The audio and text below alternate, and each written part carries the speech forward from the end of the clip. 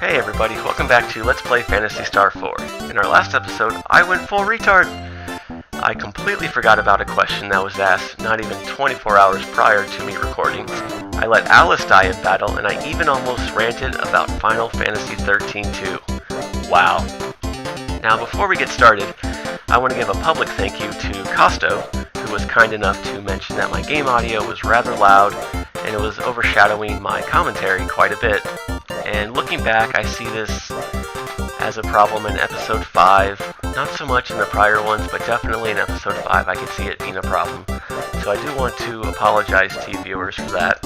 I've made a few adjustments since then to both my emulator and my headset, so we're going to see how this works out. If there's still similar issues or any new issues with the recording, definitely let me know, and I will make further adjustments as needed. And speaking of adjustments, a few adjustments were made since the last time, but before I go into those, I have to get away from that circus music. Oh yeah, this is much more soothing. What do you mean you don't believe me? I'm just kidding, I love all the music in this game. Yeah, so since last time, I decided to go ahead and come down here, grab that chest on the right, which had 100 Meseta in it, and go ahead and grind out, or farm rather, the last 500 Meseta needed so I could buy a titanium mail for Chaz. I know I said I wasn't going to do that, but I decided, why not? I was already halfway there anyways, and the titanium stuff does have to last us for quite some time. Unfortunately, we're not going to find a new shop with better stuff for a little while, so I came in here, took 10 minutes to get into 4 or 5 battles and earn the money, and took care of that. Now, I know I said I wasn't going to do any kind of grinding until later, but really, 4 battles, that I wouldn't call that grinding. Now, during those 4 or 5 battles, Grizz did gain a level, and so did Alice, so those two things are different from the last episode. And nothing changed with Grizz. He didn't learn any new techniques or skills, he just has a few more hit points. What you may have noticed is that Alice actually learned the Almighty Zan spell, which is Wind Elemental, all enemies, but even more important than that is that it gives us access to a new double tech. Blizzard, yeah, look at that. Hits all enemies for ice damage. Very, very efficient. It only requires 2 characters instead of 3 like Tri-Blaster. So I'm going to be using that pretty often in this battle, in this dungeon rather. And here we got 500 more Meseta, very nice. Quick note about Blizzard is that you can actually use that with Hune instead of Zan because the spells are pretty much identical. The only difference being the name, who has access to them, and the spell effect. So I could have shown you Blizzard earlier with Rune, and on that note I could have also shown you Firestorm. However, since Rune didn't stick around for very long, I decided, I'll just wait for a better opportunity, which would be now. Yep, let's go with Blizzard again. It's definitely a good idea. There are 2 ways you could approach this dungeon. The first being the brute force method, which is the method I'm going to use, because there is no boss in here, so go all out. You know, don't be afraid to use your TP, use your skills, don't be afraid to open boxes and get more money. The other method is the conservative method, which would require you to rely on Han casting Jellin to reduce the attack power of all the monsters. And I just don't find that too effective for my taste, mainly because Han is so slow. He gets his turn nearly last every time, and I just don't think that's a very good way to handle things, so I'm going to Zerg things. If you can continue to the right there, that'll take you to the end of the dungeon. But first, let's come up here. So yeah, let's see. 4 enemies, definitely go with Blizzard, or Tri-Blaster, whatever you prefer. Another thing I want to go over that you also may have noticed in the video description, I put some links in there to fellow Let's Players and their respective channels. And I want to take a minute to give a public shout out to each of them. titanium crown for Alice. Let's give that to her. That'll be pretty nice. The first link is to actually a coworker of mine. I was rather surprised to find out that he did Let's Plays. Now granted, it was a couple of years ago, and I'm not sure if he's going to continue to do Let's Plays or not, but still, it was pretty cool to find out that somebody I work with is a Let's Player. And I don't even remember how we got on the subject of gaming or Let's Plays in specific, but we did. So that was cool to find out. And like I said, I just wanted to take a quick minute to give a shout out to his channel. And if you guys are watching this and you want to see something different, definitely head over there, take a look at that. The games he has on his channel are rather obscure.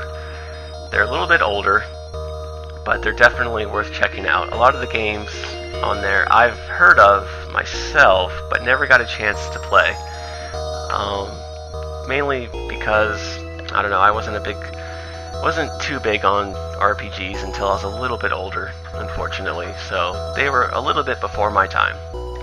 And here, Han learned Doran, which is another debuff. That one reduces the agility or the speed of all the enemies. So that can be pretty nice later on when he himself is a little quicker. Or when we find a way to increase our own agility without having to use Alice's turn. Because right now, Alice, she's our main source of AoE damage, and I don't really want to take away from that just to increase his speed. At least not for random battles. So yeah, I definitely would suggest you check out the Rings of Power Let's Play. Oh man, that's probably the most fun I've had watching a video in quite some time. The intro, or the first episode, is the funniest thing I've heard almost ever. It's great. Definitely give that a look and go from there. The next link I provided in the video description is to Rabbit's channel, and I came across her channel by pure coincidence. Oh, Alice, you're low on MP. Let's go with Tri-Blaster then. One day I was bored. I was just looking around YouTube for, oh shit, not for Chaz dying. I guess I should be paying more attention there. Oh well. I was looking for a Star Ocean 2 Let's Play, and I came across her channel. And the interesting thing about that Let's Play that really stood out to me was that it was a Let's Play together with another Let's Player here on YouTube. And between the two of them, the LP is very well done. They coordinated their efforts almost perfectly. They have very good chemistry with each other. They're both good friends with each other, so I think it worked out very well. I was rather impressed with how that whole project played out. And the other Let's Player who I'm talking about now is actually the owner of the third channel I linked to. Goes by Astian on El Tyree's YouTube channel. Oh yeah, I can't revive Chaz yet. Damn it. Okay, well we're gonna heal up here real quick with Han and I'm just gonna go with this. We're almost at the end. I'm not gonna run all the way back out just so I can revive Chaz. It's not worth it. Getting back to what I was just saying though, if you look at both of their channels individually, they both have completed Let's Plays of rather niche games. These games are not very well known due to the fact that they came out around the same time that the domineering Squaresoft or Square Enix, whatever you want to call them, were just pumping out major titles left and right. And these games were kind of cast in that shadow, and they didn't really get to enjoy the spotlight as much. Which is a shame, because the games I'm about to mention are very good, they're very charming in their own right, and they're very unique. If you get a chance to play them, definitely give them a look. Rabbit has completed a Let's Play of Legend of Legaia, which is amazing, and she's also working on a Let's Play of Wild Arms. Again, both games were pretty niche by today's standards. They're not very well known, and I keep driving that fact into your heads, and I'm sorry, I can't say that enough. Those are very good games, so definitely give those a look. And Astian has completed Let's Plays of Lufia 2 and Saga Frontier. Again, both games very different in their own right. but they do a few things that I think games even nowadays can learn from.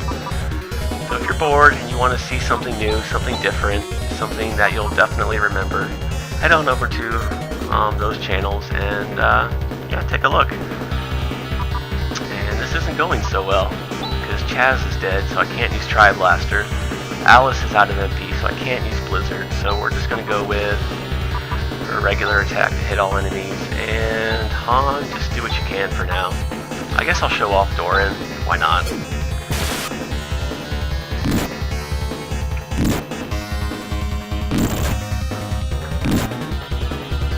Man, these monsters are fast, which almost makes this debuff useless because Han goes last. But as you can see, it reduces their agility, so that can be nice if the battles do indeed take longer than one round like this one has. So I guess it has its limited uses. I shouldn't bash on it too much, although that's probably the only time you're going to see me use it in this LP.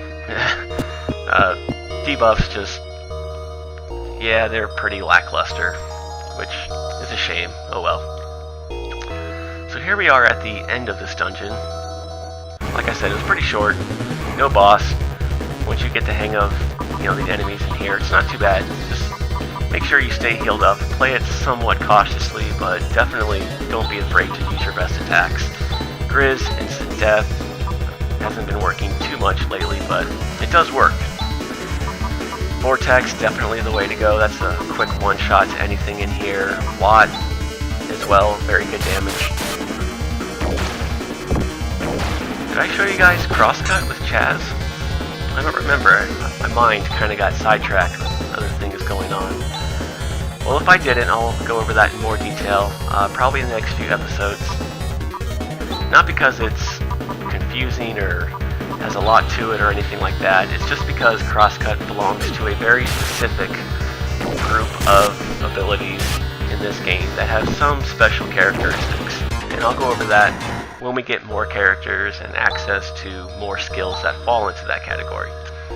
But for now, just know that it's a very good skill for Chaz. It does tons of damage. He's actually...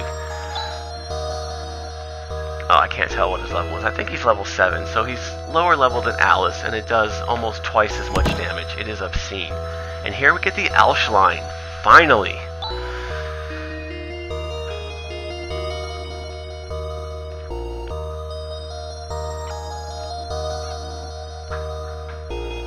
No, Grizz, you're not that useful. Why do you want to tag along? Well, that's your own fault. Maybe you should be lifting, bro. Ah, revenge. Yes, that's the best lesson to teach our kids. Revenge. How are you talking? You're dead.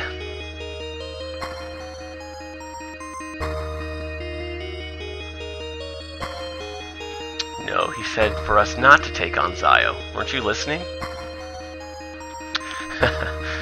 Oh, Chaz.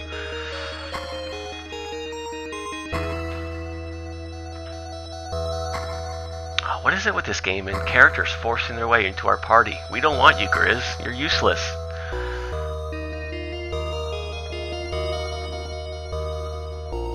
I suppose, if you consider being a meat shield useful. Yeah, whatever. Exactly, Han. Exactly. So before we get out of here, let's see what's in here. Ooh, Escapipe. Great timing. So I'm going to call it quits here. In the next episode, I'm just going to meet you over in Zima. I'm going to use the Escapipe to warp out of here and backtrack.